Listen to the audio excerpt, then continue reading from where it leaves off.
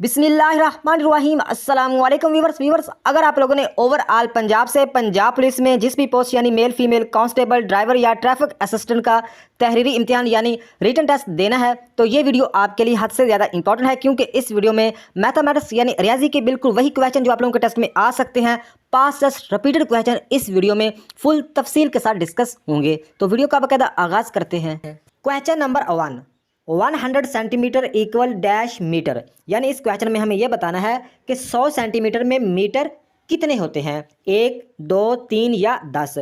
तो सबसे पहले आप लोगों को पता होना चाहिए कि 1 सेंटीमीटर किसके इक्वल होता है, तभी आप सेंटीमीटर को मीटर में कन्वर्ट कर सकोगे। तो 1 सेंटीमीटर इक्वल होता है 0.01, यानी एक जो सेंटीमीटर मतलब कि इक्वल होता है बराबर होता है 0.01 के। ये क्वेश्चन भी पूछा जा सकता है कि 1 सेंटीमीटर किसके इक्वल होता है, 0.01 के। तो अभी हम इजीली मतलब है कि 100 सेंटीमीटर को मीटर में कन्वर्ट कर सकते हैं। हमें पता चल गया कि 1 सेंटीमीटर किसके इक्वल होता है, 0.01। तो ज़रा हम क्या करेंगे 100 के साथ, तो इसका जो जवाब आएगा वो आएगा 1। तो इसका जो राइट आंसर बनता है कि 100 सेंटीमीटर में मीटर कितने होते हैं, 1 मीटर होता है। तो उम्मीद है कि यहाँ तक आप लोगों को समझ आई होगी। थोड़ा सा इसके और भी इसके रिलेटेड क्वेश्चन पूछे जा सकते हैं, जैसा कि यहाँ पे पूछा जा सकता है कि 100 मीटर में किलोमीटर कितने होते हैं, 100 मीटर में किलोमीटर कितने होते हैं। तो 100 मीटर में किलोमीटर होते हैं 0.1, 100 मीटर में किलोमीटर होते हैं 0.1, और 1000 मीटर में 1000 मीटर में मतलब है कि को जो किलोमीटर होते हैं वो 1 किलोमीटर होता है। 1000 मीटर हो तो 1 किलोमीटर बनता है। तो नेक्स्ट क्वेश्चन है, Wasim bought a bike for Rs78,500 at 20% discount, how much did he save. यानी इस क्वेश्चन में ये पूछा गया है कि वसीम ने एक बाइक यानी मोटरसाइकिल खरीदी है कितने की, 78,500 रुपए की। और आगे वो कह रहे हैं कि एट 20% डिस्काउंट, यानी 20% यानी 20% डिस्काउंट पे उसने 78,500 में एक बाइक खरीदी है। तो इस क्वेश्चन में हमें यह बताना है कि how much did he save, यानी उसे कितनी बचत आई। यानी वसीम ने जो मतलब बाइक खरीदी 78,500 में 20% डिस्काउंट पर, यानी 20% पे उसे मतलब है कि डिस्काउंट मिला है, तो उसे कितनी बचत आई। यानी सिंपल अल्फाज में हमें इस क्वेश्चन में यह बताना है कि 20% में जो मतलब उसे डिस्काउंट आई उसमें कितनी रकम उसे मतलब है कि बचत में आई, वो रकम हमें बतानी है। तो इस तरह का अगर कोई भी क्वेश्चन आ जाए तो हम इजीली हल कर सकते हैं। तो सबसे पहले हम इसको हल करते हैं। सबसे पहले आप लोगों को पता होगा कि 80%, अगर 80% देखें तो ये 78,500 कितनी रकम बनती है, 80% बनती है। ये तो हमें कन्फर्म पता चल गया। तो जो 78,500 ये तो 80% है। आगे हमें 20% बतानी है, तो वो जो 20% हम बताएंगे वो हमारा राइट आंसर निकल आएगा। तो हम सबसे पहले क्या करेंगे, हम 78,500 को 80 के साथ तकसीम करेंगे ताकि 1% निकल आए। तो इसका आगे कैलकुलेटर यूज़ करते हैं ताकि आप लोगों को भी पता चल जाएगा। 78,500 तकसीम 80, तो इसका जवाब कितना आया, 981.25, यानी 1% कितना निकल आया, 981.25। ये हमें पता चला 1% ये निकल आया। तो 1% को हम 20 के साथ ज़रब कर देंगे तो हमारा राइट आंसर आ जाएगा। तो हम आगे क्या करेंगे, आगे हम करेंगे 981.25, ये 1% निकल आया, हम ज़रब करेंगे 20 के साथ, क्योंकि 20% डिस्काउंट था। तो 20 के साथ ज़रब किया तो इसका जवाब कितना आ गया, 19,625। उम्मीद है कि इस क्वेश्चन की आप लोगों को समझ आई होगी। दोबारा चलते हैं क्वेश्चन पे। तो यहाँ पे डी ऑप्शन पे हमारा राइट आंसर मिल जाता है हमें 19,625। यानी आप लोगों को दोबारा बता देता हूँ कि 78,500 कितनी है, 80%। तो 78,500 को 80 के साथ, ये 80% है 78,500, इसको 80 के साथ क्या करेंगे, हम तकसीम कर देंगे। तो इसका 1% निकल आएगा। 1% को हम क्या करेंगे, 20 के साथ ज़रब कर देंगे तो हमारा राइट आंसर आ जाएगा। इस तरह कोई भी क्वेश्चन आए तो आप इजीली हल कर सकते हो। अगर जिस क्वेश्चन की समझ ना आए लाजमी मुझे कमेंट में बताइएगा। तो नेक्स्ट क्वेश्चन है, व्हाट इज़ द 13% ऑफ 400। इस क्वेश्चन में यह बताना है कि 13% 400 का कितना होगा, 48, 56, 52 या 54। तो परसेंट का कोई भी सवाल आ जाए तो आप लोगों ने घबराना नहीं। आप लोगों को ट्रिक बताता हूँ, परसेंट हमेशा 100 से निकलती है, चाहे 5,000 की, 1 लाख की, जितने की भी पूछी जाए। तो 13% हमें 400 का बताना है, तो हम सिंपल क्या करेंगे, हम करेंगे 13/100, क्योंकि परसेंट हमेशा 100 से निकलती है। तो ज़रा हम कर देंगे 400 को। तो ये 2 0 इस 2 0 से कट गए, बाकी पीछे कितना बचा, 4 13। तो 4 को 13 के साथ हम ज़रब करेंगे, 13 ज़रब 4, तो इसका जवाब मेरे ख्याल में 52 आएगा। तो ये हमारा राइट आंसर हो जाएगा। तो उम्मीद है कि इस क्वेश्चन की भी आप लोगों को समझ आई होगी। इसका जवाब मेरे ख्याल में 52 ही आता है। तो नेक्स्ट क्वेश्चन है, Shahzad family has an average age of 72 years. 72 years. If the family has total 4 members, what is their collective age. देखिए ये क्वेश्चन काफ़ी इजी है, लेकिन वो घुमा के पूछा गया, इस तरह पूछा गया कि लगता है कि बहुत ही मुश्किल क्वेश्चन होगा। हालांकि कुछ भी नहीं है। वो कह रहे हैं कि शहजाद फैमिली, शहजाद के खानदान की जो एवरेज उम्र है, जो औसत उम्र है, वो है कि क्या है, 72 साल। मतलब है कि शहजाद की फैमिली की जो एवरेज यानी औसत उम्र कितनी है, 72 साल।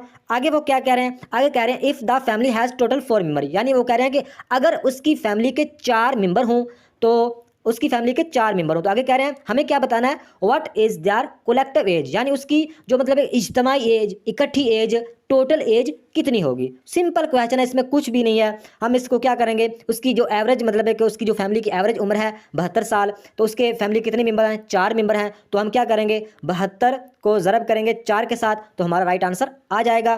कुछ भी इसमें नहीं, सिर्फ घुमा के क्वेश्चन घुमा के पूछा गया है। हालांकि क्वेश्चन में करना कुछ भी नहीं है। तो टोटल मतलब हमें बतानी है, 72 को 4 से ज़रब करेंगे तो उसकी जो इकट्ठी उनकी उम्र निकल आएगी, कितनी बनती है, 288 यानी 288 यानी 288 साल उनकी इकट्ठी उम्र बनती है। ये आप ज़रूर करके देख लीजिएगा। सिर्फ वो क्वेश्चन मतलब एक ऐसा होता है, लग रहा होता है कि पता नहीं इसमें क्या पूछा, हालांकि क्वेश्चन मतलब है कि इतना मुश्किल नहीं होता। उम्मीद है कि इस क्वेश्चन की आप लोगों को समझ आई होगी।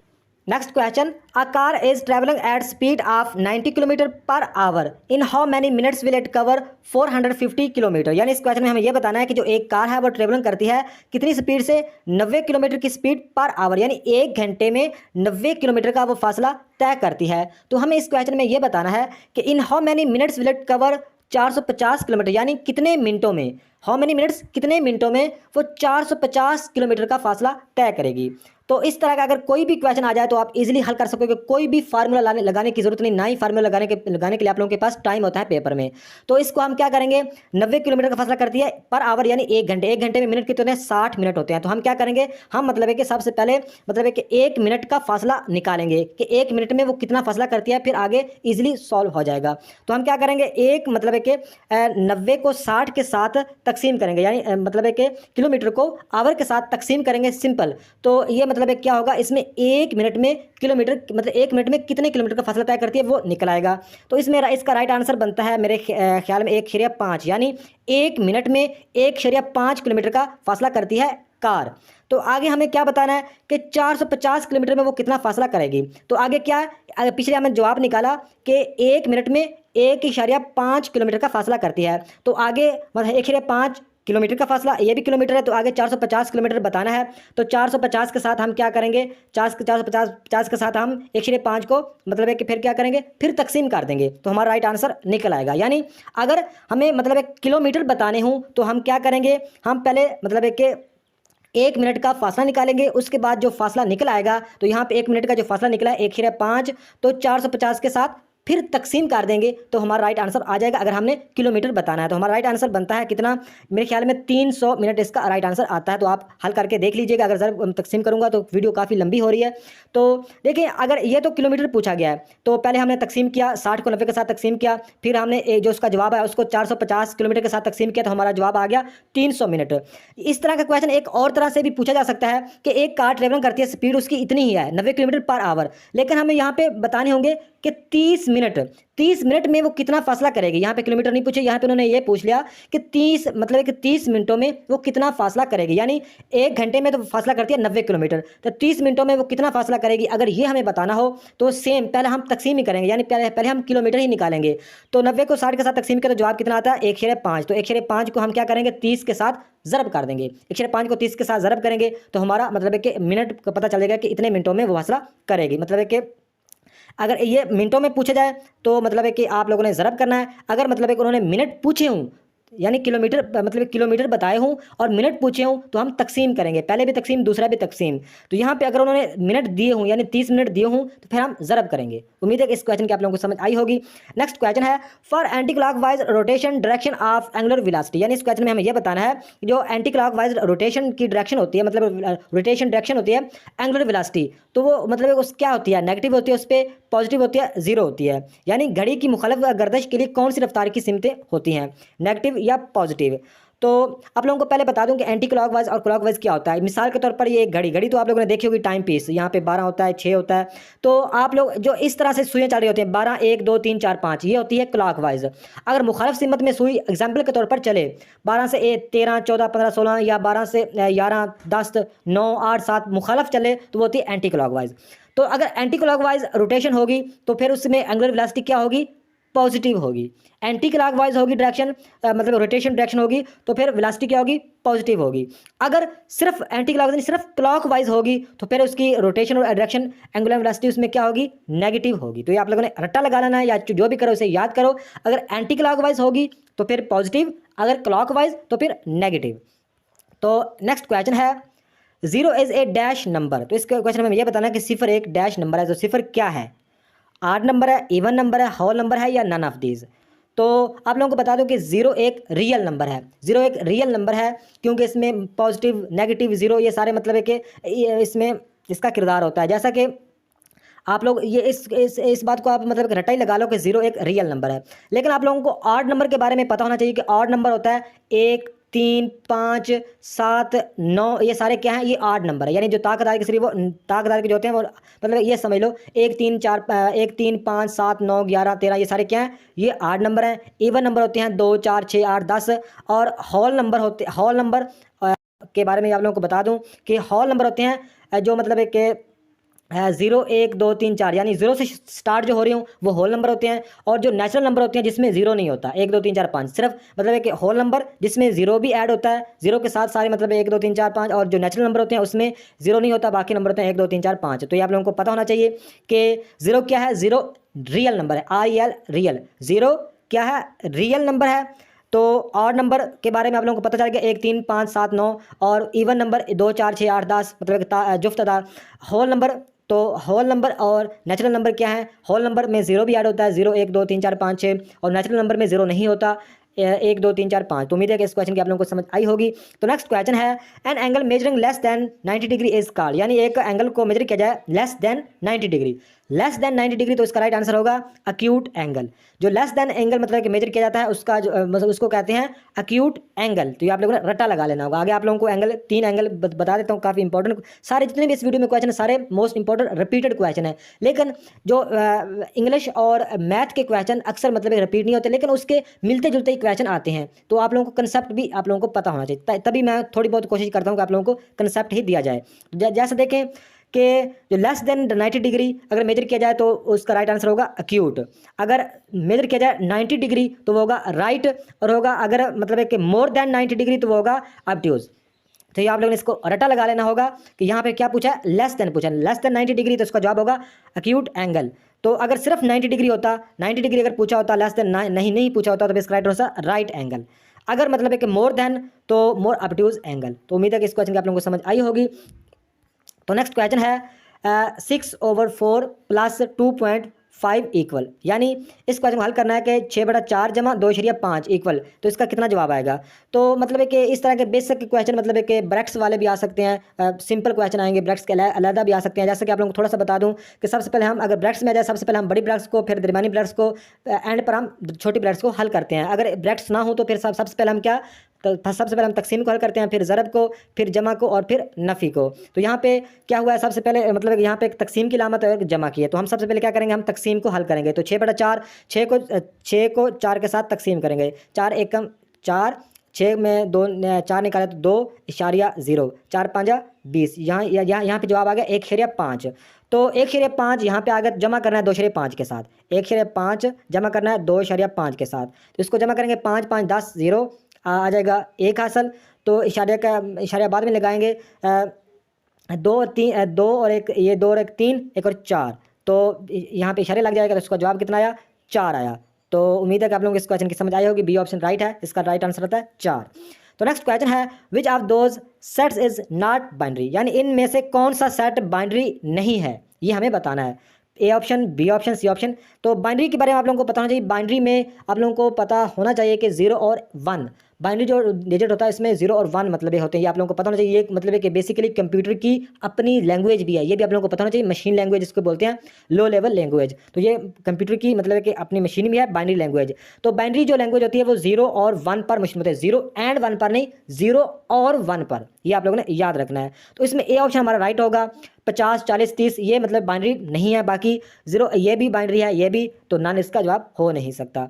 तो उम्मीद है कि इस क्वेश्चन में आप लोगों को समझ आएगी। इसमें बाइनरी नंबर कौन सा नहीं है, ए ऑप्शन नहीं है। तो बाइनरी में बाइनरी जो डिजिट होता है उसमें 0 और 1 होते हैं, मतलब है कि 0 और 1, 0 और 1, 0 एंड मतलब है कि अगर आप लोगों को ये क्वेश्चन पूछा जाए कि बाइनरी नंबर क्या है, नीचे मतलब है कि 0 एंड 1 लिखा हो तो गलत होगा, 0 और 1 होगा, ये आप लोगों ने याद रखना है। तो नेक्स्ट क्वेश्चन है the 150 coins are dash fraction of the coins 450। तो इसमें हमें फ्रैक्शन बताने हैं, तो फ्रैक्शन का मतलब आप लोगों को पहले ही पता होगा कि टुकड़ा करने, इसके मतलब एक टुकड़ा करना। जैसा कि 150 कॉइन्स आर फ्रैक्शन मतलब एक ऑफ द कॉइन्स ऑफ 450 की फ्रैक्शन क्या होगी हमें बताना। तो फ्रैक्शन का कोई भी क्वेश्चन आ जाए तो आप सिंपल क्या करेंगे, 150 तकसीम ओवर 450, 0 0 के साथ काट गया, 15 एकम 15, 15 तिया 45, तो 1/3 इसका जवाब आएगा। तो यही हमारा राइट आंसर हो जाएगा, 1/3 बी मतलब इसका राइट आंसर है। तो यानी फ्रैक्शन हम इस तरह से ही निकाल सकते हैं। बेशक हर चीज़ बेशक समझा रहा हूँ मतलब है कि कंसेप्ट के साथ, ताकि मतलब है कि आप लोगों को टाइम ज़्यादा ना लगे क्वेश्चन हल करने में। तो नेक्स्ट क्वेश्चन है the value of 30% of 120 plus 20% of 70 S. यानी इस क्वेश्चन में ये बताना है कि 30% 120 का कितना है और 20% 70 का कितना है, और आपस में दोनों को जमा भी करना है। तो इतना मुश्किल क्वेश्चन नहीं है, सिर्फ देखने में मुश्किल लग रहा होगा। तो सबसे पहले हम क्या करेंगे, 30% 120 का निकालेंगे। तो 30% 20 का कैसे निकालेंगे, सिंपल तरीका है कि 30/100 करेंगे, ज़रब कर देंगे 120, ये 0 इसके 0 से कट गया, ये 0 इसके 0 से कट गया, तो 12 × 36 इसका राइट आंसर आ गया, 12 × 36 इसका जवाब आ गया, 12 × 36। आगे करना है प्लस, तो 20% 70 का निकालना है। तो हम पहले 70 का 20% निकालें, 20/100 ज़रब 70, ये 0 इस 0 से कट गया, ये 0 इस 0 से कट गया, 7 और 2 बचे, 7 को 2 से ज़रब किया तो 14 बन गया। तो यानी इस दोनों का जवाब कितना आया, 36 आ गया। आपस में से जमा करना है, तो 20 का 70% कितना, 14, तो 14 और 36 को जमा करेंगे तो इसका जो जवाब आएगा वो आप मुझे कमेंट में बताइएगा। तो उम्मीद है कि इस क्वेश्चन की आप लोगों को समझ आई होगी। नेक्स्ट क्वेश्चन है which one is different from the rest, Karachi, Kabul, Delhi, Dhaka. तो ये हमें बताना है कि कराची, काबुल, दिल्ली, ढाका में कौन सा बाकियों से डिफरेंट है, बाकियों से मुख्तलिफ है, बाकियों से आड है, यानी अनोखा है। तो देखें, कराची ये भी एक शहर है, कराची पाकिस्तान का शहर है, काबुल अफगानिस्तान का शहर है, दिल्ली इंडिया का और ढाका बांग्लादेश का। लेकिन कराची बाकियों से डिफरेंट है, ये हमारा राइट आंसर बनेगा। क्यों बनेगा, क्योंकि कराची पाकिस्तान का कैपिटल नहीं है, शहर तो है लेकिन कैपिटल नहीं है। लेकिन काबुल अफगानिस्तान का कैपिटल है, दिल्ली इंडिया का कैपिटल है, ढाका बांग्लादेश का कैपिटल है, तो इसलिए ये बाकियों से डिफरेंट है। नेक्स्ट क्वेश्चन है what is next number in following series. तो ये सीरीज का क्वेश्चन है, तो सीरीज का कोई भी क्वेश्चन आ जाए, कोई भी क्वेश्चन, तो आप मतलब है कि 3-4 चीज़ें आप लोगों ने चेक करनी होती हैं कि ये कुछ मतलब है कि सीरीज ता तादाद में चलती है, यानी 2 1 3 5 7 9 11, मतलब है कि ताकदार में कुछ जुफ्त तादाद में 2 4 6, कुछ मतलब है कि डबल सीरीज होती है, कुछ सिंगल सीरीज होती है, किसमें जमा हो रही हैं चीज़ें, किसमें ज़रब हो रहे हैं, किसमें जमा हो रही। ये इस सीरीज़ में इसे 5-7 तरह के इस तरह की क्वेश्चन आते हैं। तो इस क्वेश्चन को हल करते हैं। देखें 4 8 24 96, आगे कौन सा आएगा, नीचे ऑप्शन में से हमें बताना है। तो देखें 4 को 2 से क्या किया, ज़रब किया, 4 को 2 से ज़रब किया तो 8 बन गया, 8 को 3 से ज़रब किया, 8 दिया 24, यानी सीरीज़ क्या चल रही है, मतलब है कि 2 3 से सीरीज स्टार्ट हुई, 2 3 आगे 24 को 4 से ज़रब किया तो 96 बन गया, यानी पहले 2 फिर 3 फिर 4, आगे क्या आएगा आप लोगों को पता चल गया होगा कि 5 आएगा। 96 को हम क्या करेंगे, 5 के साथ ज़रब करेंगे तो हमारा राइट आंसर आ जाएगा। कितना आएगा आप मुझे कमेंट में बताएंगे। यानी इसमें 2 से जमा किया, आगे ज़रब किया, आगे 3 से ज़रब किया, 24 को 4 से ज़रब किया, 96 को 5 से ज़रब करेंगे तो हमारा राइट आंसर आ जाएगा। ये मतलब सीरीज 2 3 4 5 इस तरह से ज़रब में चल रही है। उम्मीद है कि इस क्वेश्चन की आप लोगों को समझ आई होगी। तो नेक्स्ट क्वेश्चन है आ क्वाड्रिलियन हैज़ डैश जीरो। तो इस क्वेश्चन में यह बताना है कि क्वाड्रिलियन में कितने जीरो होते हैं। तो क्वाड्रिलियन का मतलब होता है खरबदार खरबों रुपए, क्वाड्रिलियन का ये मतलब होता है। इसमें जीरो कितने होते हैं ये हमें बताना है। तो इसको राइट आंसर बनता है, इसमें जीरो होते हैं 15 जीरो, यानी 15 इसमें जीरो होते हैं। तो ये आप लोगों को थोड़ा सा याद रखने हैं कि मिलियन में 6 जीरो होते हैं, बिलियन में 9 जीरो होते हैं, ट्रिलियन में 12 जीरो होते हैं, क्वाड्रिलियन में 15 जीरो होते हैं और क्वाड्रिलियन में 18 जीरो होते हैं। ये आप लोगों ने याद रखना है। तो ये थी आज की वीडियो। नेक्स्ट वीडियो तक खुदा